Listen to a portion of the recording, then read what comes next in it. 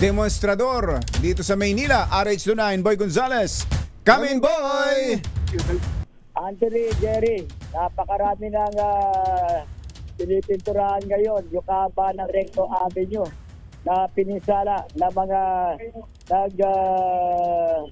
kilos protesta ng ilang nagkilos protesta dito sa Mendiola at sa area ng Ayala Bridge at nawasak. Umabot na pala, Anthony, Jerry, sabi ni Mayor Isko, na 100 yung mga naaresto na.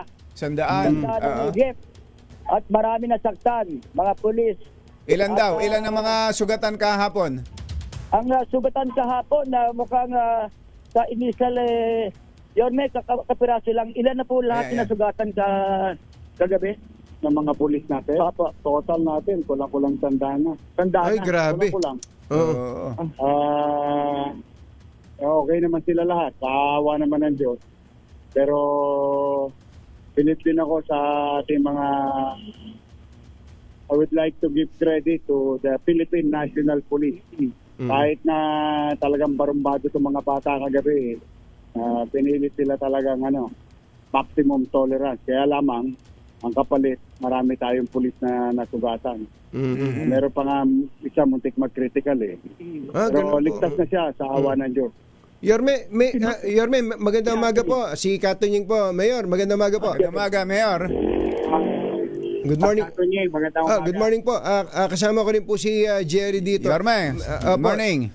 Yorme, mga kumpo ba, may balita po kahapon, of course, sa inyo na po manggaling. Meron po bang namatay dyan? Wala po. Alam nyo, Katunying, Jerry, no? May mga umiikot na mga chat group. Opo. 30 daw namatay. Naghahanap po kami sa pulinarya, wala naman po kami nakukita. Naghahanap kami sa ospital, wala rin na balita. Ano lang po ito? Ito yung mga suspected individual na hinahanap pa namin. Gumagawa ng kwento na to justify yung kagaguhan nila kagabi. Kinakabahan kasi sila, dala ng sinisiyasatan natin lahat ng CCTV natin.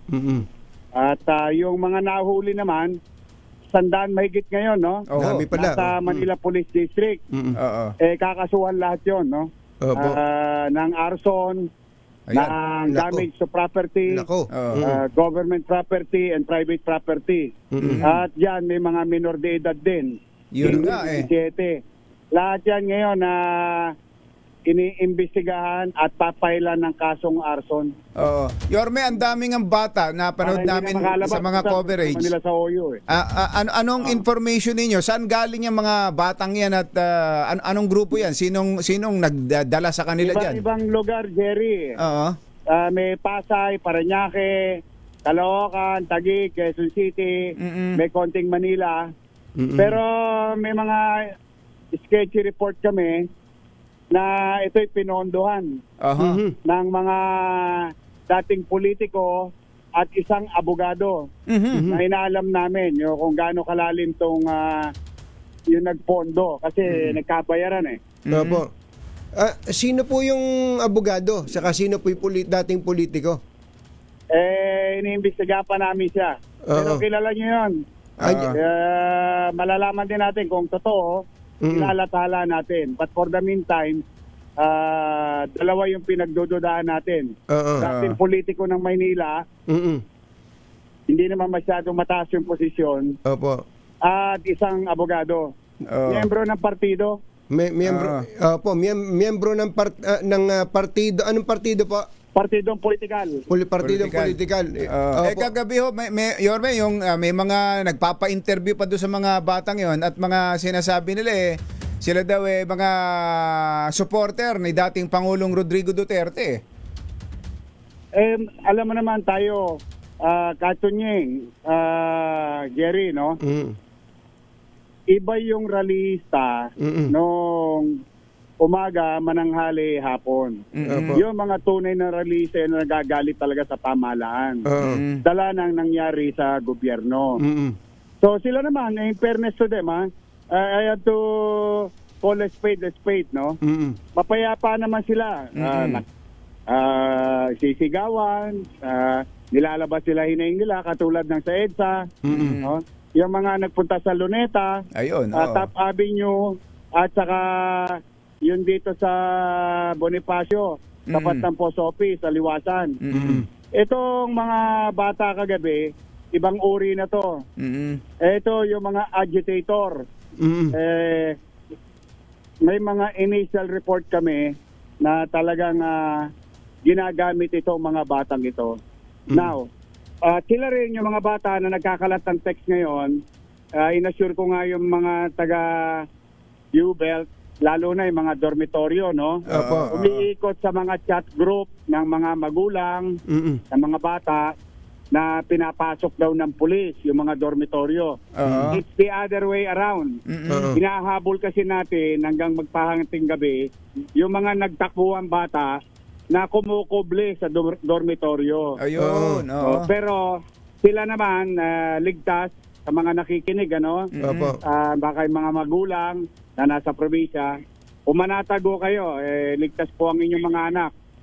Unless nakigulo kagabi, ng disgrasya kagabi, that's another story, no? Kasi nagkakalat ngayon ng mga magulang sa MPD.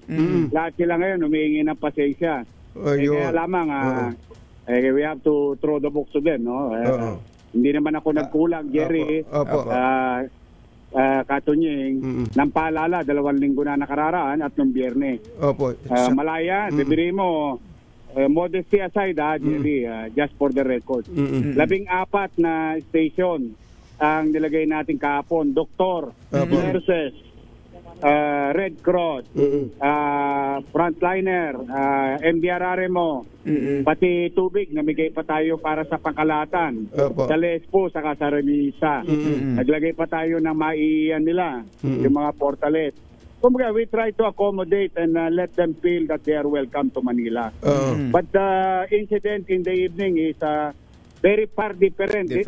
These are not rallies, these are mobster. Pero pasasamba. Iniimbestigahan naman na ng ano Yorme, sabi nyo para agitator sila, no? Para bang agitator. May nakita po kayong bigger picture yung gusto nilang mangyari nitong especially yung goal nila. Yung goal po nila, ultimate goal. Yata nilang gayahin yung nangyari sa ibang bansa nakita nyo yung perwisyo, di ba, sa ibang bansa? Kaya nga. Dito, kahit pa paano, nasawata naman. Salamat sa Manila Police District, sa PNP, sa Regional Office, at iba pang nais ko na rin pasalamatan, yung iba't ibang police contingent galing sa Metro Manila. Kagabi may Yorme. Thank you very much. Kagabi Yorme, may mga pagsabog pa diyan sa along recto. Ano ba 'yon? Mga Molotov. Ayun, may mga dala pala. Molotov. Talagang preparado. Preparado sila. Siguro, Tunyeng, talagang, sabi ko nga sa'yo, we have to differentiate, no, Tunyeng, Jerry, yung rallyista, na talaga naman dapat sila magalit sa pamahalaan. Talaga naman nilalang niya tayo Normal naman yon. At pinaramdam natin sa Maynila yon na welcome sila rito. Kaya lamang talagang may mga ilang individual na gustong mag-take chance. Pero sawa ng Diyos, nasawata naman. Ngayon na lahat ng sinira nila, inaayos namin ngayon. Lahat ng dinumihan nila, we are clearing up the mess. Kagabi pa, siguro mga alas 10, alas 11, Tunyeng, Jerry, bukas na rektot, ligtas ng daanan. Ngayon, nag-resume naman kami kanina ng alas 3 sa madaling araw para pinturahan yung mga dinumihan nilang private property, government property. Pero Tunyeng, pag nakita mo rito, parang war zone dito. Nako talagang grabe. Pero hindi mo mapapatawad eh. Talaga po. Ewan ko sa mga nanonood at nakikinig, ano? Hindi mo mapapatawad itong mga lokon to. Yorme, yung po, Yorme, lalo... Mga magulang, nakikiusap, humingi ng tawad. Katwiran ko naman bakit yung pinabayaan yung anak ninyo? Ayun. Magkano damage siya, Yorme? Ay, milyon-milyon ho ito. Ay, grabe. Pati mga stoplight ang MMDA. Ay, grabe. Nakita po namin yung video na hinahataw yung stoplight, yung traffic lights. Grabe. Para bang mga hamog. Alam mo, Tony, Jerry, at sa mga nakikinig natin, madami na tayo nakitang rally sa buhay natin, no? Sa edad natin ito. Ibang uri ito.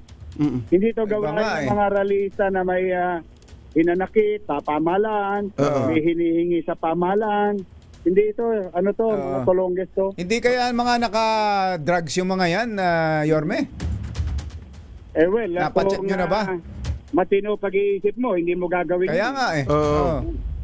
Tapos pati yung nawalang, yung nananahimik na Sogo Hotel, pinasok at pinisala. Kagabi, pinuntahan ko nga, mga alas 9, no? Tinanong ko yung manager, kamusta ba yung mga naka-check-in, ligtas naman ba? Okay naman daw, awa ng Diyos. Yung iba naman mag-check out, nag-check out na, pero inagisa sila ng Molotov. Ay, pambira. Initially, may mga report na bomba. Pero we can confirm it with EOD. I've talked to them last night, wala naman. Lang, diesel saka gasolina. Molotov talaga, Molotov. Pero Mayor, gusto lang po namin sabihin yung pong ginagawa nyo ngayon na pinipinturahan nyo. Narinig nga po namin yung isang report kanina na gusto nyo pagising ng mga kababayan natin burado na yung mga vinandalized yan The least thing that we can do for our people, wag na lang makita at maalala yung kagaguhan ng mga batang yon. Gusto ko kahit papaano man lamang sa maliit naming kaparanan, maging maaliwalas muli ang Maynila. Hirap tayo linisin to. Nababoy ng saglit. Pero pumanatag sila. Dito pa lang tayo sa Recto, Moraita, U-Belt. Sa Top Avenue naman tayo, saka sa pati yung UDM. Tama. Sana po, try and do our best. Sana po ibalik sa kaliwasan ng Maynila. Sana po, Mayor, madali kagad yung financier niyan at saka yung talagang mga mastermind yung mga bata na yan. Alam mo, Tunying, kakanta rin yan, no? Dahil 100 mahigit na bata ang nahuli natin. Marami sa kanila, majority of age, no? Mga anong edad yan? Mga anong edad yan, Mayor? Ang pinakabata natin, 15. Ay, sus. 17. Pero may isa tayong 12. May 12 pa? Pero most of them, meron. Meron din tayo, yung 18 pataas na. Everyone will be, cases will be filed. Dinadrop na lahat ang kaso, investigasyon, lahat sila. Nakahoyo ngayon sa Manila Police District. Pero mainam, Mayor, yung assurance ninyo sa mga magulang ng mga estudyanteng nandyan sa U-Belt. Mga naka-dorm. Yung nasa mga probinsya yung mga magulang, nag-aalala talaga. Wala silang problema, wala silang dapat na alalahanin. Tama yan. Tama yan, Tunying, Jerry, no? Talagang kahit man ako'y magulang, kamusta kaya yung anak ko sa Moraita o sa U-Belt. Pumanatago kayo. Okay naman dito. Resume na. Nag-mapping operation pa tayo kagabi with General Abad, no? At MPD. So far, wala naman na. Ngayon, puro paglilinis na lang. Back to, we're trying to normalize the feelings and environment of this area para sa ating mamamayan sa lungsod ng Maynila at sa mga dadako dito. Last na lang, Mayor, hindi ba kayo magpapatupad ng curfew dyan? Especially ngayon, medyo kabaka pa. July 1 pa, meron na tayong curfew. Kagabi lang, medyo net mai tayo kagabi dahil ginagamit yung mga bata. Alam mo, 500 piso, madali makapagpaluntag sa bata yan. But anyway, marami na aresto kagabi, plus marami rin nakuha ang MDSW ng pagtungtong ng alas 10 ng pagtapos yung ikot natin sa buong Maynila. They are now being processed with their parents, pero gusto ko lang i-put on record, no, Opo. Tunying, iba yung mga bata na menor de edad na nahuli natin, na nahuli ng MPD, nakasapakat doon sa map, Opo. pagsusunog, pagsisira ng property ng gobyerno at pribado. Magkaiba yun, ha? Yun yung nakahoyo pa ngayon sa MPD. Ayun, opo. Okay, Mayor Yorme, salamat po sa Thank you. inyo. Opo, magandang Salamat umaga po. po. Thank you po sa inyo. Kayo, Tunying, Kayo din po. Jerry, at sa mga magulang muli, pumanatag po kayo. Payapa na po dito. Naglilinis-linis na lamang po kami. Okay. Salamat po. Yorme. Salamat po, Yorme. Isko Moreno Dumagoso. Oo. Nasaan kayo mismo ngayon, boy? Nasa Recto Moraita. Ayan. Recto Moraita. Recto. Ayun. oo. Mahaba pa mula Mendiola hanggang doon yan sa may Avenida kasi maraming winasak. Sinira. Saka yung may mga sinunog na motor dyan, di ba? Kagabi. Kahapon, yung sinunog na motor ng pulis sa may Ayala Bridge, isa. Oo. Meron din dito sa Recto, hindi ko nagkakamali, isa o dalawa. Oo. At sinunog nila yung gulong ng container na nakaharap sa Romualdez, corner Ayala Bridge, yung pag-akyat. Pero kahit pa paano, ay hindi nila, sabi nga ni binati nga ni NCRPO Chief General Anthony Aberin, yung mga pulis kahit pa paano hindi nila ibinigay sa mga violenting rallyista yung Ayala Bridge kasi pag lagpas po ng Ayala Bridge vicinity na naman Malacanang na yun. Malacanang na. Oo. Yan yung nangyari at talaga kahit anong mangyari ay hindi Talaga objective eh. Lulusubin yung Malacanang boy eh, no? Oo. Malacanang talaga eh, no? Malacanang ang target eh. Oo. Kaya susunugin daw. Kaya yun yung kahit anong nangyari, nasaktan yung mga pulis. Napakahaba, Jerry Anthony, yung maximum tolerance. Napakahaba. Ng kanilang maximum tolerance. Parang ang ginagaya talaga nila Nepal saka Indonesia. Nepal. Yung napanood natin sa Nepal, ganun na ganun ang style. Sinusunog nila yung mga ari-ari, winawasak nila yung ari-arian. Kaya yun yung sitwasyon niya kahapon. So sa ngayon boy, yung trailer truck na yan, wala na dyan. Back to normal na dyan. Nadadaanan na ulit yung Recto, Avenida. Ayala Bridge ang truck. Nandun yung truck. Kahapon pa. Na-clear na yun. Pati yung kahabaan ng Recto ay na-clear na rin. Pinipinturahan na lang yung mga binandalize at yung mga traffic light ay bahala ng MMDA para maayos. Tapos yung ibang mga gamit naman ng gobyerno, yung kahabaan nitong bahala na rin ng LGU. At milyon daw yung pisala na dito sa nangyaring violenting pag-aaklas ng mga realista sa Ayala Bridge at Mendiola. Ito si Boy Gonzales para sa DZRH, una sa Pilipinas, una sa Pilipino. Thank you, boy!